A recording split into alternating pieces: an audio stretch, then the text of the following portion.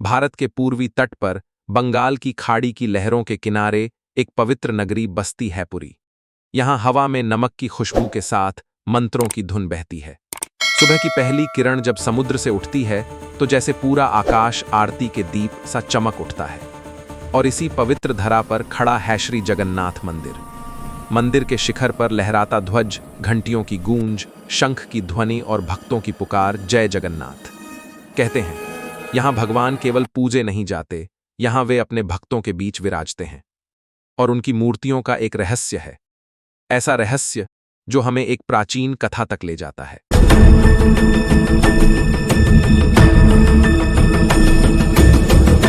क्या आपने कभी सोचा है कि पुरी के जगन्नाथ जी की मूर्तियों के हाथ पैर क्यों नहीं होते? ये कहानी है भक्ति की, एक दिव्य वचन की और एक क्षण की अधीरता की। इसे कहते हैं धूरी मूर्तियों की कथा। बहुत समय पहले मालवा के राजा इंद्रद्युम्न विष्णु के परम भक्त थे। हर दिन वे दीप जलाते, पुष्प अर्पित करते और मन से प्रार्थना करते, हे प्रभु मुझे मार्ग दिखाइए। उनकी भक्ति सच्ची थी और उसी भक्ति ने उन्हें एक दिव्य संकेत तक पहुंचाया। एक रात राजा ने एक अद्भुत स्वप्न देखा। स्वप्न में भगवान विष्णु प्रकट हुए थे, जस्वी, शांत और करुणामय। भगवान बोले, पुरी में मेरा एक भव्य मंदिर बनाओ।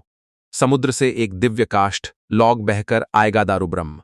उसी लकड़ी से मेरी बलभद्र और सुभद्रा की मूर्तियां बनवाना। राजा की आंखें खुलीं पर मन में वह दिव्य आदेश गूंजता रहा। अगली सुबह राजा इंद्रद्युम्न भोर होते ही उठ खड़े हुए। उन्होंने अपने महल में सभी दरबारियों, पुजारियों और राजकर्मियों को एकत्र किया।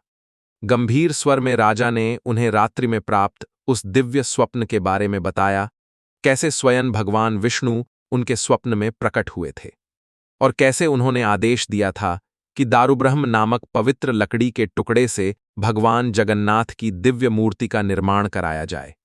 राजा ने पुरी के समुद्रा तट पे उस दिव्य दारुब्रह्म की खोज का संकल्प लिया। उसी पवित्र लकड़ी से भगवान जगन्नाथ की मूर्ति और उनके लिए एक भव्य मंदिर निर्माण करने की अपनी अटूट इच्छा प्रकट की। सुबह होते ही राजा ने तैयारी की। सेना, मंत्री, पुरोहित सभी साथ चले। वन, नदी, पहाड़ पार करते हुए राजा पुरी की ओर बढ़े। हर कदम पर उनके भीतर एक ही विश्वास था, प्रभु का संकेत मुझे मिलेगा। और फिर पुरी के तट पर वह क्षण आया।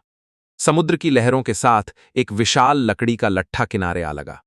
पर यह साधारण लकड़ी नहीं थी, उसमें एक अलग ही तेज था, एक पवित्र स्पंदन। राजा ने मूर्ति बनाने के लिए शिल्पकर्मियों की खोज का आदेश दिया।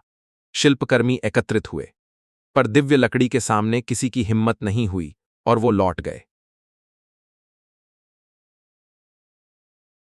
पर तभी एक वृद्ध शिल्पकार आया।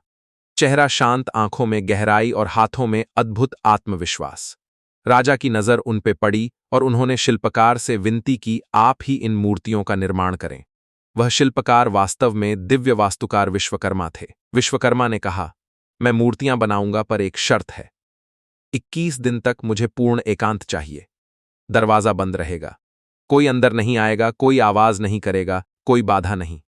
राजा ने प्रण लिया, जैसा आप कहें।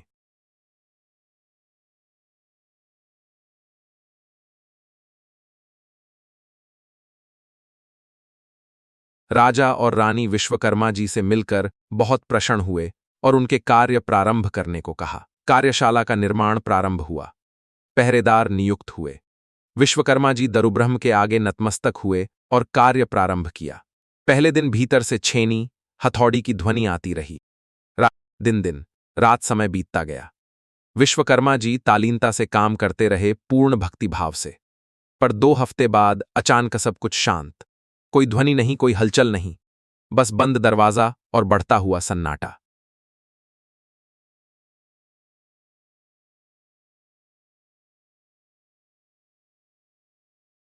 रानी का मन घबरा उठा।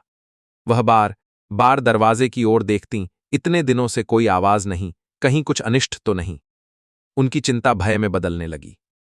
रानी ने राजा से कहा, यदि शिल्पकार को कुछ हो गया हो तो दरवाजा खोलिए, देखिए तो सही।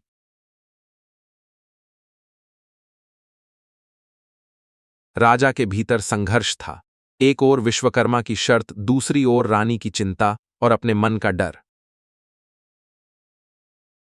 कुछ क्षण बाद राजा ने संकेत किया और पहरेदारों को बुलाया। पहरेदारों को कार्यशाला की कुंडियां खोलने का आदेश दिया। पहरेदारों ने कुंडियां खोलीं और दरवाजा धीरे धीरे खुला।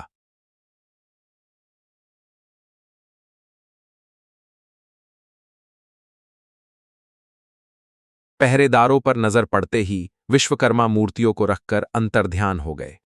राजा जब अंदर आए तो औजार पड़े थे पर शिल्पकार नहीं, और सामने मूर्तियां। भगवान जगन्नाथ, बलभद्र, सुभद्रा पर अधूरी, हाथ नहीं पैर नहीं। राजा स्तब्ध रह गए। उनकी आंखों में पीड़ा थी। वो मूर्तियों के सामने हाथ जोड़कर रोने लगे और कहा, मैंने अधीर होकर प्रभु के कार्य में बाधा डाल दी। वो पश्चाताप करने लगे और भगवान विष्णु से क्षमा। तभी प्रकाश प्रकट हुआ। स्वयं भगवान ब्रह्मा आए, शांत, गंभीर और करुणामय।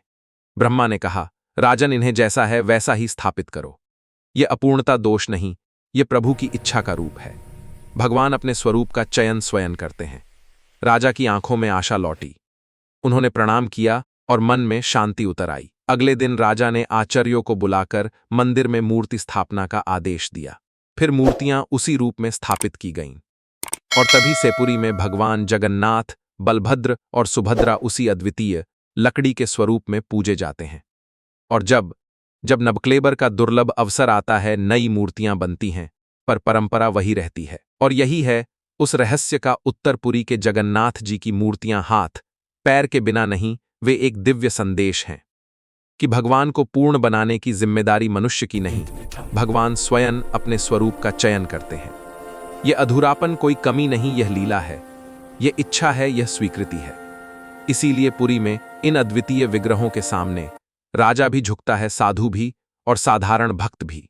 आज भी श्री जगन्नाथ मंदिर में घंटियों की गूंज, शंख की ध्वनि, दीपों की लौ और भक्तों की पुकार, जय जगन्नाथ, ये याद दिलाती है कि जहां श्रद्धा हो वहां अधूरा भी पूर्ण हो जाता है।